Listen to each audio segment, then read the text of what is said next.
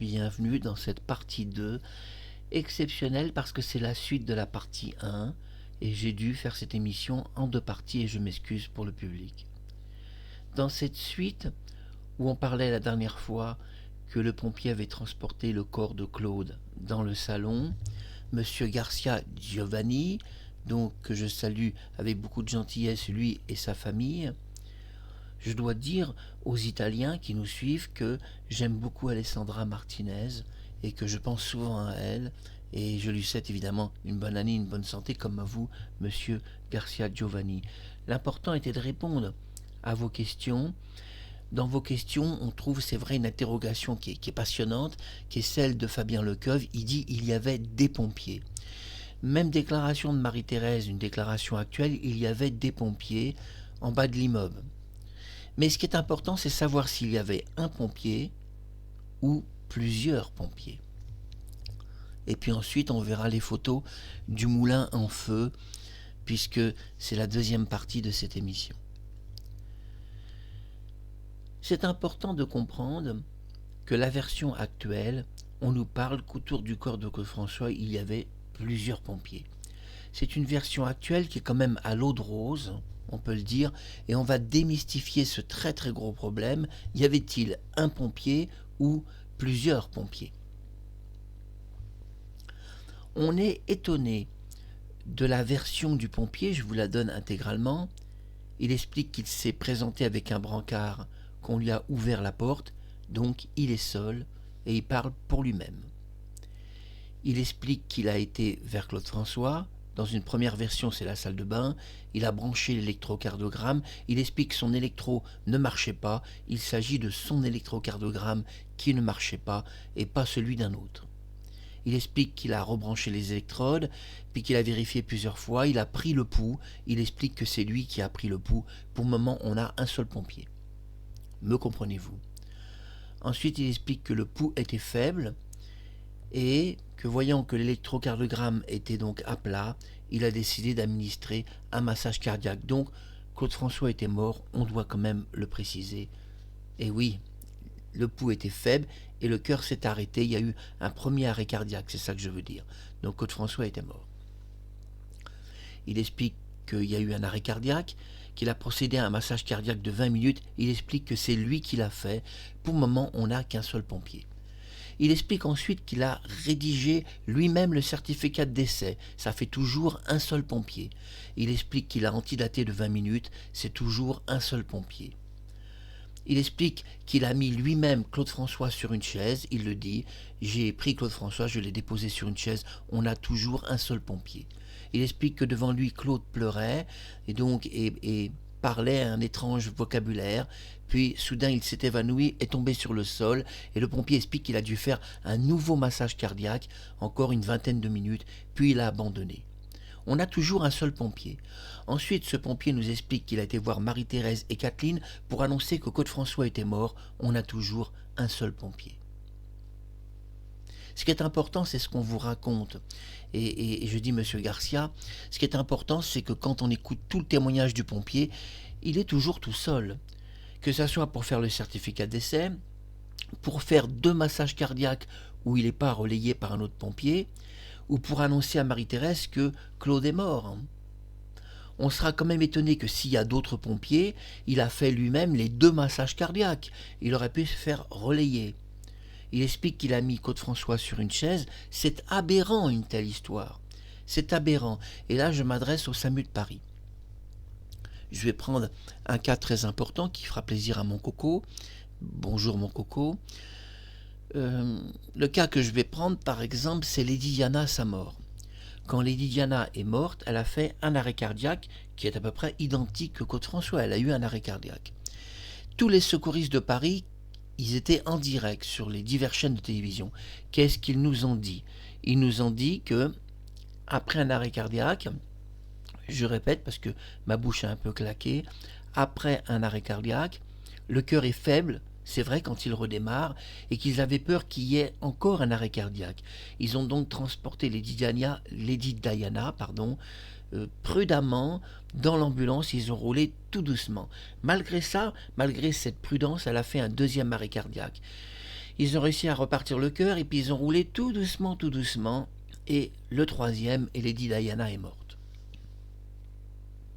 On nous explique, le SAMU de Paris nous explique, à travers l'histoire de Diana, qu'ils étaient inquiets après le premier massage cardiaque et que le cœur soit reparti, de transporter son corps prudemment, parce que le cœur était faible. C'est le cas de toute personne qui a un arrêt cardiaque, le cœur est faible. Pour que les gens comprennent, je crois que vous ne comprenez pas trop ce qui se passe après un arrêt cardiaque. Je vais vous expliquer. Imaginons que vous ayez un arrêt cardiaque.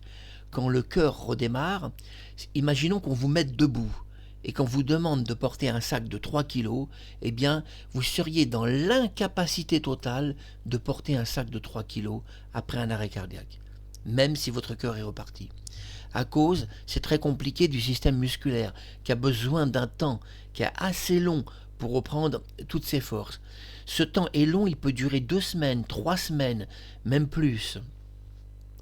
Donc, 24 heures après un arrêt cardiaque, si un homme peut marcher dans une rue, il peut marcher dans une rue, il ne peut pas porter un sac.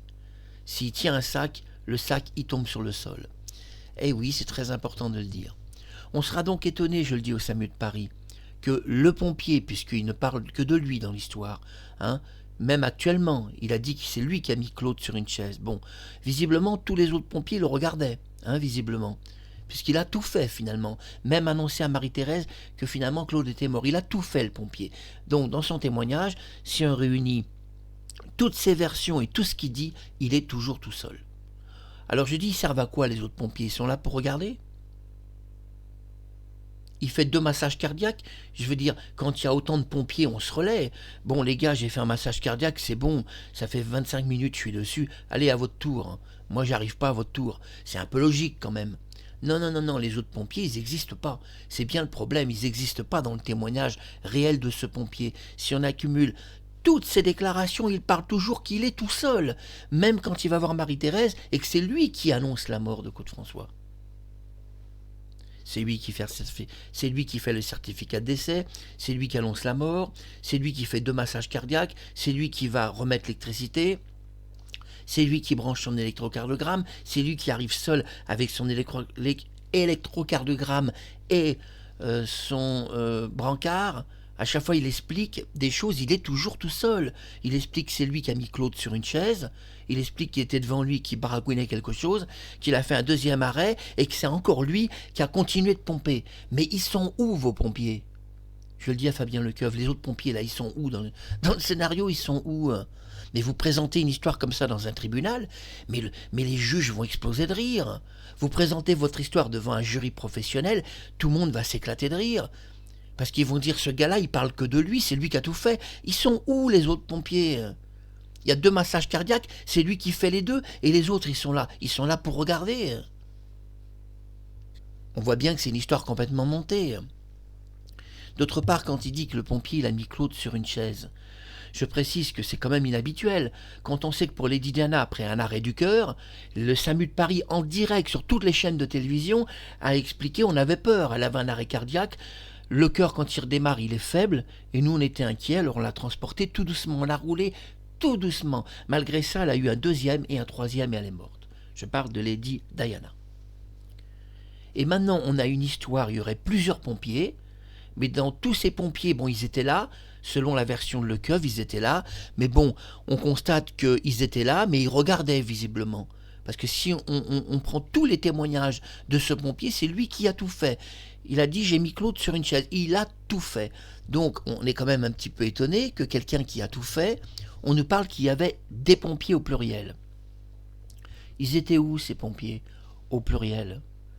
Ils étaient où, à regarder? Le type a fait un massage cardiaque de 20 minutes, il devait être un peu fatigué, le pompier. Il devait être un petit peu quand même fatigué.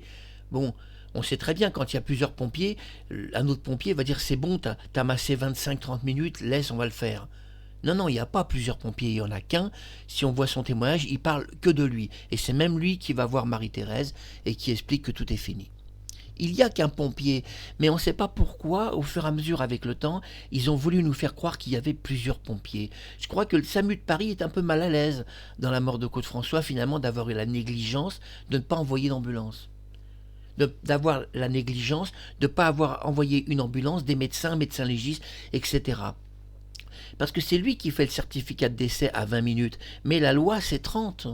Et il ne peut pas arrêter un massage à 20 minutes. C'est hors la loi. Il aurait besoin d'une autorisation d'un médecin légiste en disant à 20 minutes, laisse tomber. Mais aucun médecin légiste donnerait une autorisation à 20 minutes. Aucun. Les médecins légistes de Paris, c'est des fous, hein, que les gens comprennent. C'est des fous. Hein. Qu'est-ce que j'entends par c'est des fous? Face à un homme, on va pas dire ah, il y a une mèche chirurgique. On va pas dire bon, t'arrêtes le massage cardiaque au bout de 20 minutes. Un médecin légiste, c'est un fou, ils sont tous des fous. On va dire pompe, pompe, pompe, allez, pompe, encore 1 heure, on s'en fout, pompe, on va essayer de le sauver. Mais ils sont comme ça, vous n'avez pas vu un arrêt cardiaque? Les médecins légistes s'acharnent. Allez, allez, pompe, si ça marche pas, on injecte une piqûre dans le cœur et on continue de pomper.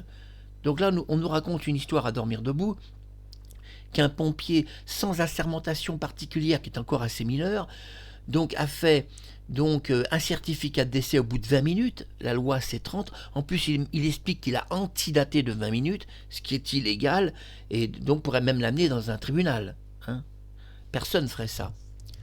Non, et je dis au SAMU de Paris, parce que M. Garcia a posé une bonne question, et je vous remercie M. Garcia, on approfondit la mort de Claude François, mais je dis au SAMU, votre histoire là, imaginons que votre histoire soit vraie, mais je sais qu'elle est fausse, parce que je le sais au témoignage du pompier, il parle toujours de lui à la première personne, il était tout seul, y compris à faire les 2 massages.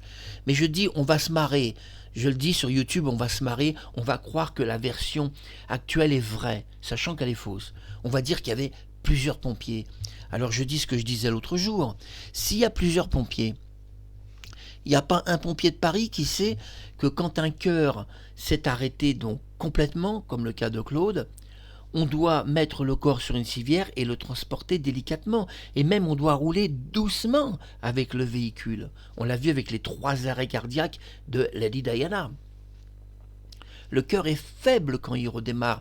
Et les urgentistes de Paris l'ont dit, on était inquiets au premier arrêt cardiaque, on a dû rouler tout doucement. On savait qu'il pouvait y en avoir un deuxième, et il y en a eu un deuxième.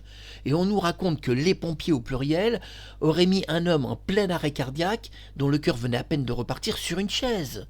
Ils soulèvent le corps et le placent sur une chaise.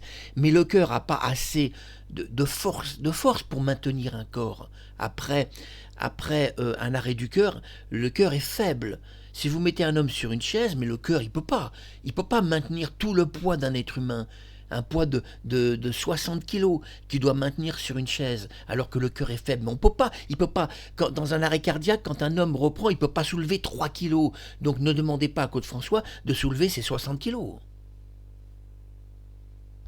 Restons plutôt sur la version officielle de la mort de Lady Diana, que les pompiers, ça c'était des vrais secouristes, nous ont expliqué qu'après le premier arrêt cardiaque, on ne pouvait pas faire autrement que rouler doucement. Et ces gens-là n'auraient jamais mis Lady Diana assis sur une chaise. Mais personne ne ferait ça. On voit que c'est une histoire de Claude François qui a été entièrement montée. Il n'y a pas une ligne de vrai. Mais votre histoire, vous l'amenez dans un tribunal. Elle saute. C'est un tremplin. On vous balance en haut sur la lune. Là, vous faites rire tout un jury professionnel. Votre histoire ne tient pas dans un tribunal.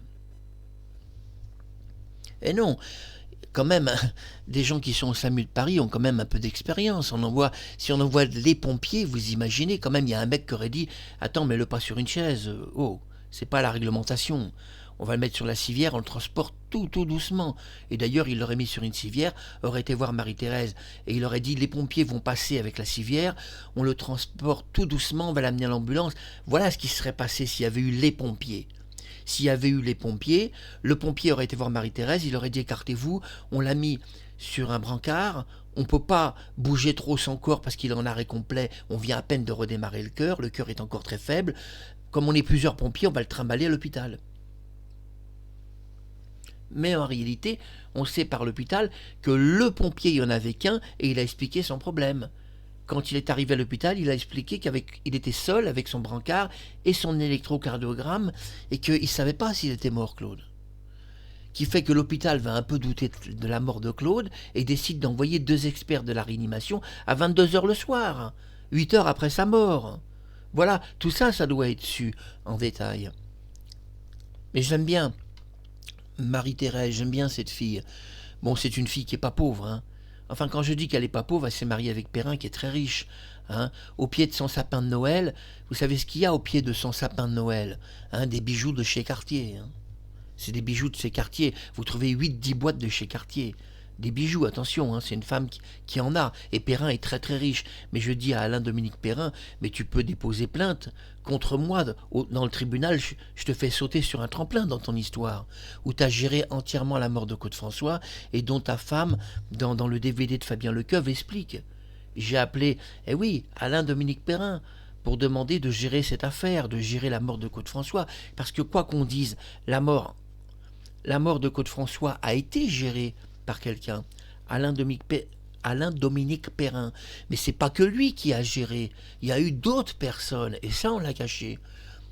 Quand Nanty Clo-Clo m'a contacté et envoyé une photo inédite, qu'est-ce qu'on voit? On voit la capitaine Sylvia Borg, que vous connaissez sous le nom de Dany. On voit d'autres Claudette, Sandra. On voit des mecs qui leur parlent. Elles sont entourées de mecs. Et les mecs, ils disent quelque chose. On voit qu'elles sont en larmes. C'est encore un mec qui pousse la tête de Dany dans une voiture et qui la fait rentrer dans une voiture flèche. Elle qui était sur le boulevard Exelmans. Cette mort a été gérée par plusieurs mecs. Il y a Alain-Dominique Perrin dans l'appartement, mais il y a tous les mecs qui étaient en bas de l'avenue et qui géraient les Claudettes. Grâce à Nanty Clo-Clo, on a su la vérité, que la mort de Claude-François a été bien gérée quand même. Il y a une histoire de mecs derrière. Des mecs en blouson noir qui ont géré complètement la situation. Mais je dirais, vous avez géré la situation, mais pas vraiment. Votre situation a mal été gérée. Déjà, vous connaissez pas Claude François, donc quelqu'un a mouillé ses cheveux et cette personne est stupide. Claude François fait que des shampoings à sec.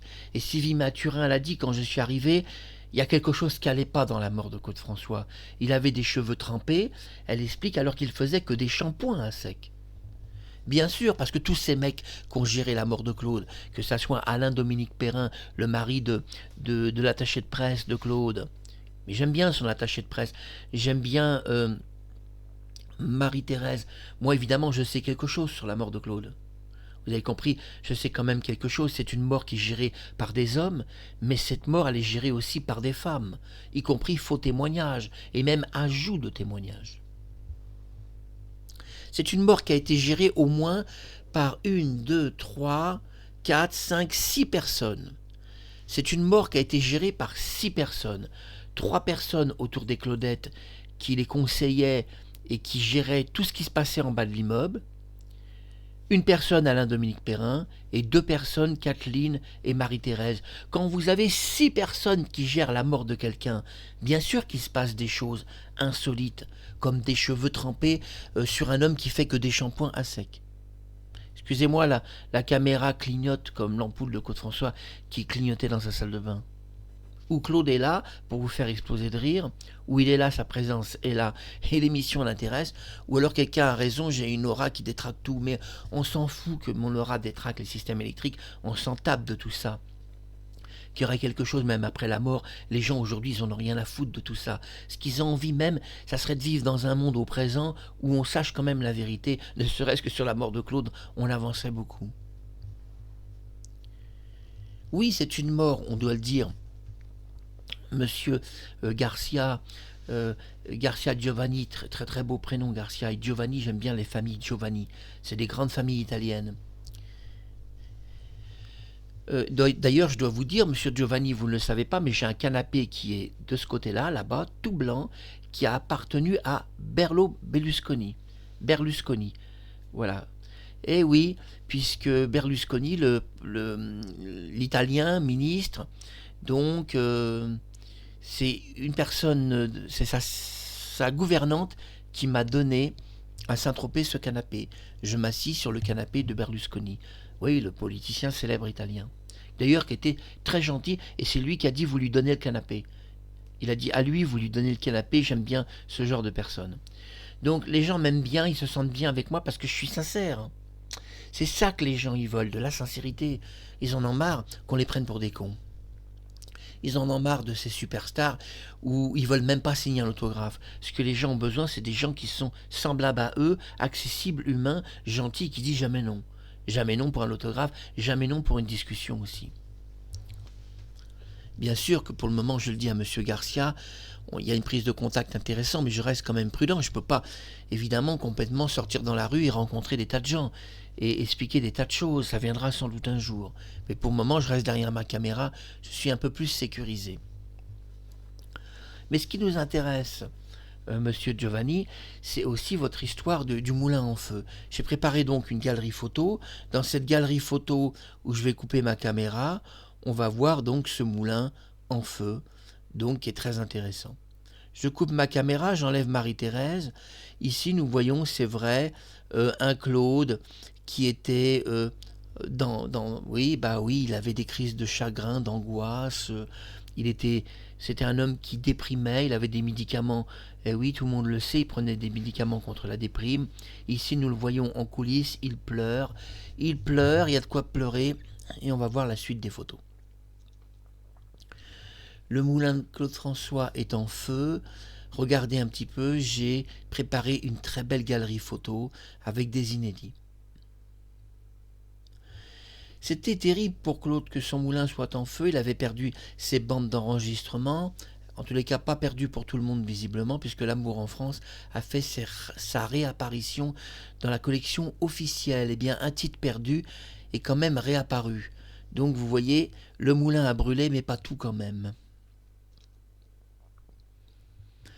Oui, dans le moulin, ben écoutez, c'est pas uniquement un moulin très très propre, il y a des endroits de briques un peu pourris, voilà, regardez, c'est pas terrible, hein. On s'imagine un moulin super luxueux, non, non, c'était un moulin assez simple. Regardez, quand on voit cela, tout est complètement ravagé par le feu, et vous découvrez le moulin de Côte-François, des photos inédites. Là, on voit Jeanne-Marie de son vrai prénom, et pas Isabelle, qui est un nom d'artiste, puisqu'elle était mannequin en photographie. Elle monte les vestes de Côte-François. Elle se trouve d'ailleurs bien habillée. J'aime bien, elle est bien habillée. Vous voyez, la fenêtre est ouverte à cause des odeurs de brûlé. Ça puait. Oui, elle a à peu près tout sauvé de Claude, sauf l'essentiel, ses chansons qui ont disparu. D'ailleurs, je vais clôturer cette émission en parlant de ses chansons. Les chansons de Claude, oui, il a quand même pleuré de perdre ses chansons. Nous voyons donc Jeanne-Marie, de son vrai prénom, qui montre un petit peu, c'est vrai, l'état, hein, vous voyez l'état. Après, je vais vous donner la conclusion de police, que vous ne connaissez pas, parce que je connais le rapport de police sur cet incendie. Regardez la guitare de Claude au moulin entièrement brûlée. Ah, ça a été saccagé complètement, c'était brûlé partout. Vous voyez, regardez, l'étui de guitare entièrement brûlé. Regardez l'étui de guitare. Il y a la guitare et il y a l'étui de guitare. Regardez l'étui vers le bas est complètement mangé par les flammes.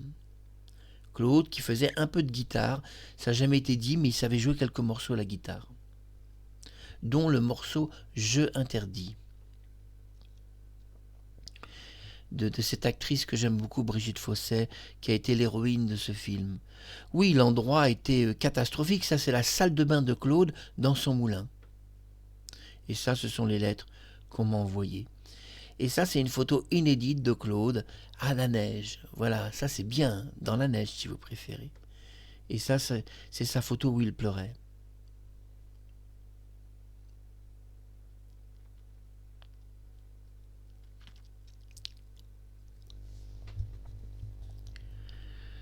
Oui, c'est important de dire que cette chanson, L'amour en France, que Claude avait enregistrée, qui était une chanson totalement inédite et qui était dans son moulin, cette chanson donc était censée avoir brûlé. Et même Claude a pensé en 1978 encore, ou en 1977, que cette chanson n'existait plus, qu'elle avait complètement disparu. Et puis on l'a vu réapparaître dans la collection officielle de Mon Coco. On sera étonné que dans la collection officielle de Mon Coco, elle réapparaît après sa mort.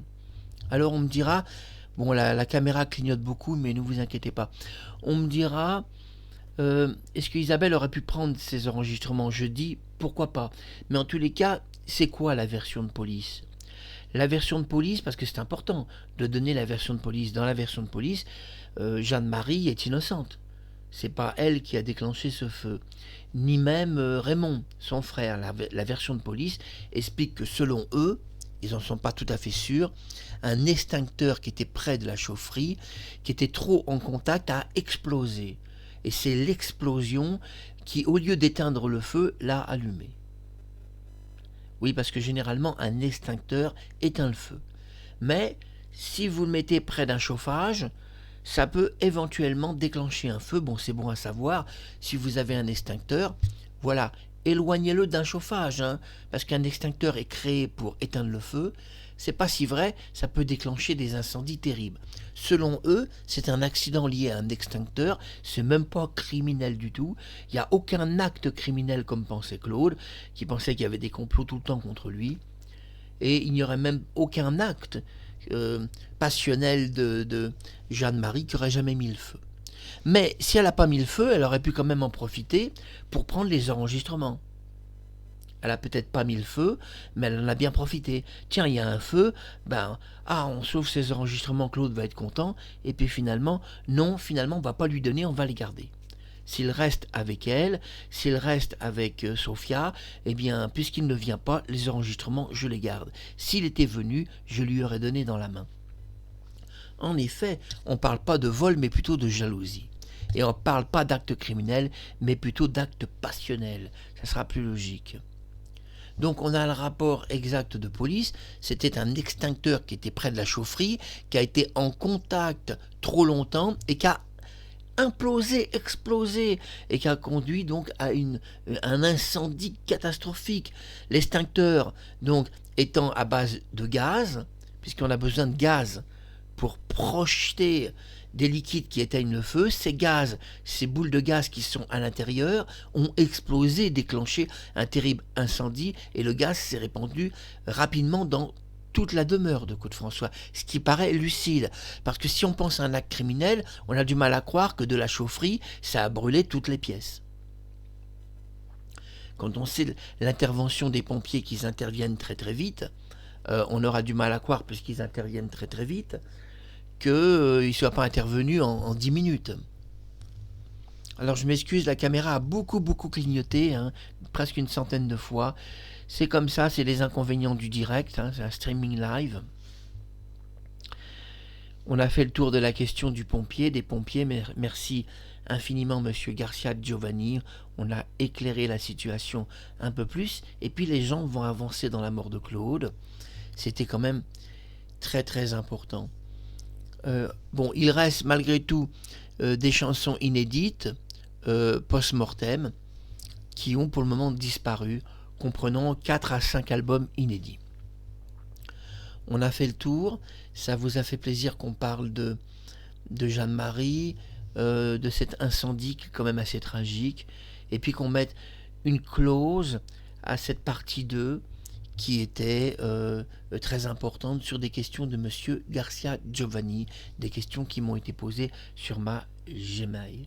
On pourrait continuer, on pourrait encore développer tout cela, car il y aurait encore énormément de choses à dire sur ces enregistrements inédits, mais je l'ai dit, soyez patients, petit à petit, on verra tout ça à la loupe. J'ai des enregistrements inédits, comme par exemple des confessions de Claude-François de 1961 et 1962, qui avaient été enregistrés chez Papazian, qui sont inédits et à Saint-Tropez. Je pourrais, dans quelques heures, diffuser 5 minutes, pour vous faire plaisir. Il existe beaucoup d'inédits qui ont disparu parce que Claude est monté à Paris. Et quand il est monté à Paris, tous ces inédits enregistrés chez Papazian ont complètement disparu. Mais j'ai ces inédits où Claude parle de sa femme, de Saint-Tropez, de sa rencontre avec Brigitte Bardot. Tout ça, ça peut être diffusé dans quelques heures, il n'y a pas de problème. Claude Junior n'a pas ces enregistrements. Je l'ai dit, il ne possède pas tout sur Claude François. Eh ben, c'est comme ça, hein. Il y a aussi des collectionneurs, des gens qui ont des collections privées. C'est normal qu'il n'ait pas tout. Mais je pourrais vous faire la surprise dans quelques heures de vous diffuser 5 minutes inédites, où Claude parle de lui. À l'époque, on était en 1961 ou 1962, je ne sais plus. Et Claude parle de Jeannette Edith Walcott, et même de sa rencontre avec Brigitte Bardot. Il parle de ça. un enregistrement chez Papazian qui est inédit, que vous n'avez jamais entendu. Et donc Coco ne peut pas avoir la propriété des droits, puisque c'est moi qui les ai achetés à la société qui avait repris la succession Papazian. Donc vous ne pouvez pas avoir ces enregistrements. C'était Marc Harriman, à très bientôt sur YouTube, et merci pour vos questions. Et non, il n'y avait pas des pompiers, moi je dis il y en avait un, et en tous les cas, c'est lui qui le dit, c'est lui qui a tout fait. Et il a tout fait, il s'est pas mal exprimé quand même sur la question. À bientôt sur YouTube.